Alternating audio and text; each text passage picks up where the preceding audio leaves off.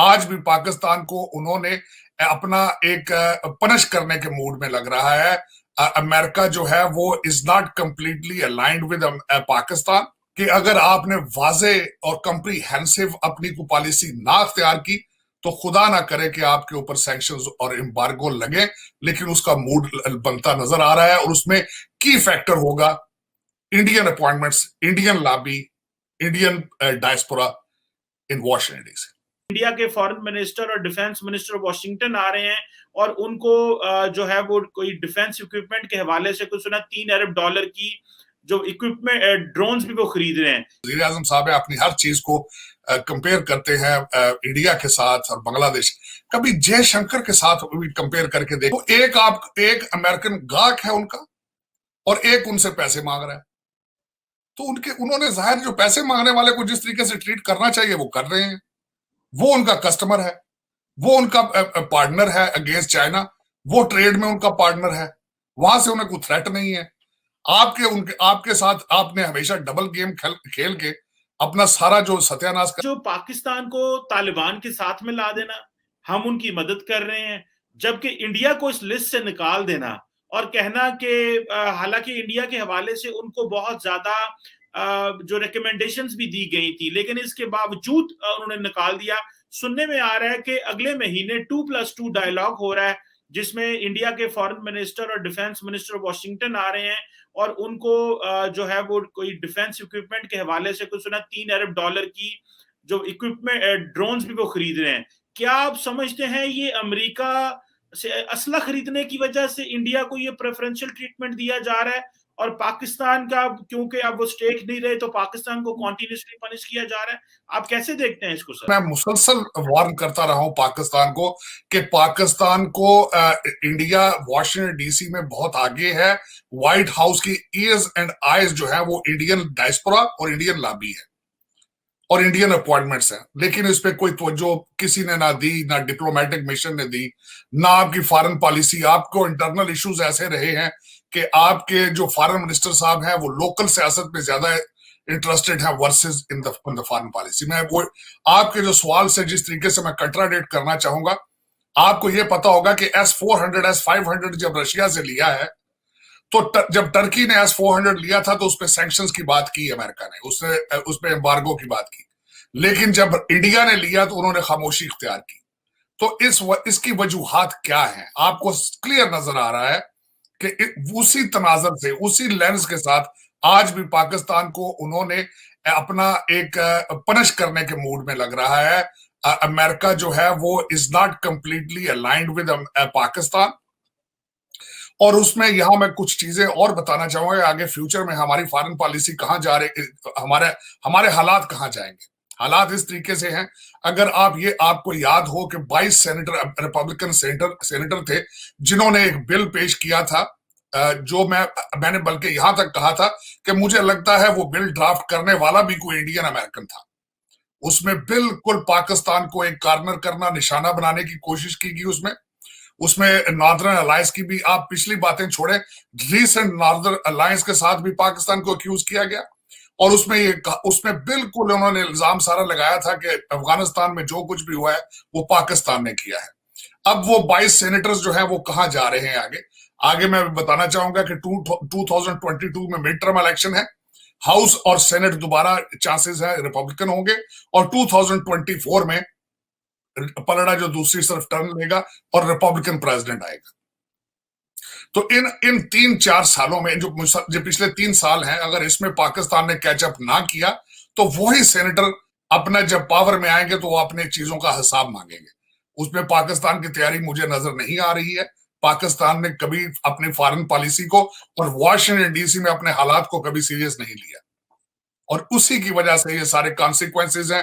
पाकिस्तान एक एक महीने में अपने कैंप चेंज करने की कोशिश करता है। जब चाइना सी पैक बंद होता है तो फौरन IMF एक महीने में चेंज कर लेता है। तो मेरा मकसद कोई एक क्लियर फॉरेन पॉलिसी नहीं है, एक गाइडलाइन नहीं है, डॉलर बेस फॉरेन पॉलिसी है और किसी चीज में मैच्योरनेस नजर नहीं आती। पाकिस्तान के आप इंटरनल हालात आजकल देख लें, किस तरीके से TTP TLP जो कुछ भी आप करें, मेरा मकसद उसमें कंफ्यूजन नजर आता है।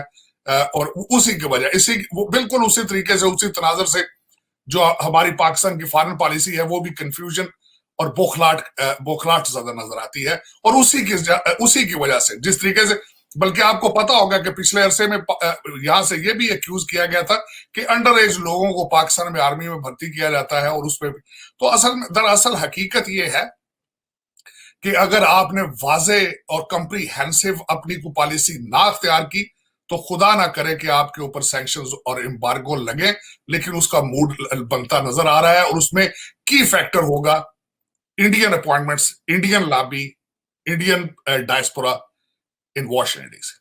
मैं एक छोटा सा क्वेश्चन करूंगा, मैं ज्यादा नहीं, हमारे जो वजीर आजम साहब है अपनी हर चीज को कंपेयर करते हैं इंडिया के साथ और बांग्लादेश, कभी जयशंकर के साथ भी कंपेयर करके देखें, कभी उनकी फॉरेन मिनिस्ट्री के ऑपरेशन को भी करके देखें, और कभी अगर उनके पास रिपोर्टें मौजूद हो तो जरा ये भी कोशिश करके देखें कि वॉशिंगटन डीसी में इंडियन जो डिप्लोमेटिक मिशन है वो किस तरह बिहेव करता है, कितने नेशनलिस्ट हैं वो, उनकी क्या एफर्ट्स हैं, आपके ऊपर कितनी वो नजर रखते हैं, जरा वो भी देखें, उन चीजों को कंपेयर करें। कभी अगर आपने कोई मॉडल बनाना है तो देखें, अब मॉडल होना चाहिए ना, अब कभी खुद चीजें नहीं बना सकते तो कॉपी कर लें किसी की। तो लेकिन अफसोस है यही, मैं आपको हमेशा ये कहता हूं, हमारे डिप्लोमेटिक मिशन जो है वो सिर्फ दो चीजों के लिए बनाए जाते हैं बाहर, शनाख्ती कार्ड बनाने के लिए और पासपोर्ट बनाने के लिए। उनका डिप्लोमेसी और फॉरेन पॉलिसी के साथ कोई तल्लुक नहीं। हमारे आपके एमएनए और आपकी स्टैब्लिशमेंट के रिश्तेदार आते हैं और उन्हें पता होता है कि हमें हाथ कोई नहीं लगा सकता। वो 11 बजे आते हैं, सिगरेट पीते हैं, चाय पीते हैं, दो चार पाकिस्तानियों को डराते हैं और वापस घर चले जाते हैं। This is exactly what they do. अच्छा तार साहब, ये बताइए, एक बड़ा इंपॉर्टेंट क्वेश्चन है, वो ये है कि 2005-6 तक 7 तक जब अमेरिका इंडिया को सिविल न्यूक्लियर डील कर रहा था उनके साथ और सिविल न्यूक्लियर के मुआहदे कर रहा था, तो पाकिस्तान तार साहब बहुत कहता था कि अमेरिका क्यों कर रहा है, ये प्रेफरेंशियल ट्रीटमेंट क्यों दिया जा रहा है, ये डिस्क्रिमिनेशन है, ये पाकिस्तान के खिलाफ क्यों आप कर रहे हैं। लेकिन अभी कुछ अरसे से जो कुछ अमेरिका इंडिया को दे रहा है, पाकिस्तान से एक लफ्ज भी नहीं बोला जाता। अब पाकिस्तान खामोश रहता है। देखिए अब पाकिस्तान को जब उसकी वजह यह है कि पाकिस्तान खुद कंफ्यूज है डॉलर बेस। जब चाइना से डॉलर आने शुरू हो जाते हैं तो वो एक दुकान बिल्कुल बंद कर देते हैं, ब्रिज बंद कर देते हैं।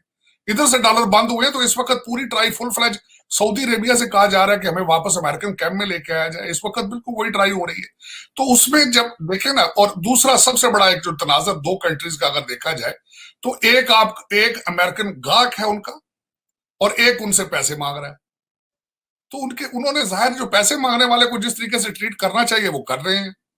वो उनका कस्टमर है, वो उनका पार्टनर है अगेंस्ट चाइना, वो ट्रेड में उनका पार्टनर है, वहां से उन्हें कोई थ्रेट नहीं है। आपके साथ आपने हमेशा डबल गेम खेल के अपना सारा जो सत्यानाश कर दिया अपने रिलेशनशिप का। उसमें ultimately you have to make the correction. सबसे बड़ा इम्तिहान अगर मैं इस वक्त पाकिस्तान में बैठा हूं तो पाकिस्तान को अपना दुनिया में इतमाद रिस्टोर करना चाहिए सबसे पहले, कि वी आर इंटरनेशनल प्लेयर, हम मुखलस हैं अपनी चीजों में, और हमें बिल्कुल बताएं कि वी आर न्यू पाकिस्तान, बताएं we are new administration, and we are serious about dialogue, we are serious about human rights, we are serious about freedom of religion. आप सिर्फ और सिर्फ ये कह देते हैं टीएलपी की वजह से हमारे ऊपर फैटफ का आ जाएगा, लेकिन आपकी करप्शन का आपको नहीं, क्या आपका क्या ख्याल है, करप्शन को नोट नहीं कर रहे वो, आपके फ्रीडम ऑफ रिलीजन को वो नोट नहीं कर रहे, जो सिंध के अंदर क्या हालात है हिंदू कम्युनिटी के साथ जिस तरह होता है उसको लोग नहीं देख रहे, उस पर सीरियस लेंगे। आप टीटीपी के साथ जब आप उनको खुली माफी का ऐलान करते हैं तो क्या ख्याल है, आप लोग आपको नहीं देख रहे हैं वो। आप टीएलपी के साथ मुआहदा करके आप उसको डिस्क्लोज नहीं करते, वो लोग देख रहे हैं। बट इवन देन आपकी आवाम देख रही है रिजर्वेशंस। खान साहब जब जिस दिन सुप्रीम कोर्ट गए थे अगले दिन बाहर माया आके चीखी थी उनकी कि इनके साथ क्यों इतना सुलह कर रहे हो, जिनके पेशावर बच्चे जो शहीद हुए थे उनकी माएं चीखी आगे बाहर। उन लोग, आपका क्या ख्याल है, इंटरनेशनल कम्युनिटी को नहीं देख रहे हैं what is going on in Pakistan. तो आपको अपनी प्रायोरिटीज ठीक करनी होगी, आपको प्रायोरिटीज ठीक करनी होगी, अपने आपको सीरियस होना पड़ेगा पाकिस्तान के बारे में, वरना आप कहते हैं गलती गुंजाइश नहीं था। आगे सफर बड़ा खतरनाक है जिन रस्तों में जा रहे हैं। ये जो कोविड आया है चीमा साहब, इसका इम्पैक्ट थर्ड वर्ल्ड वॉर का है। चाहे सप्लाई चेन टूटे, चाहे जो कुछ भी हो, लेकिन थर्ड वर्ल्ड वॉर का इंपैक्ट है। बड़े बड़े बुत इसमें गिरेंगे, इस कोविड के बाद महंगाई के सैलाब में कई चीजें उलट जाएंगी, और उसमें बिलखसूस जिन ममालिक में नॉन सीरियस फैक्टर है, जहां पे एक एलीट क्लास रूल कर रही है, जहां पे करप्शन इस हद तक हो चुकी है कि 6 करोड़ की गाड़ी इस वक्त पाकिस्तान में V8 6 करोड़ की गाड़ी है, और उसकी भरमार है।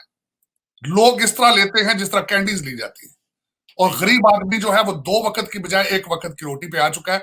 ये सोचना पड़ेगा जो भी लोग इस वक्त रूलिंग पार्टी में बैठे हैं कि ये समंदर ये ये इसका जब जोर पड़ेगा तो सामने क्या होगा।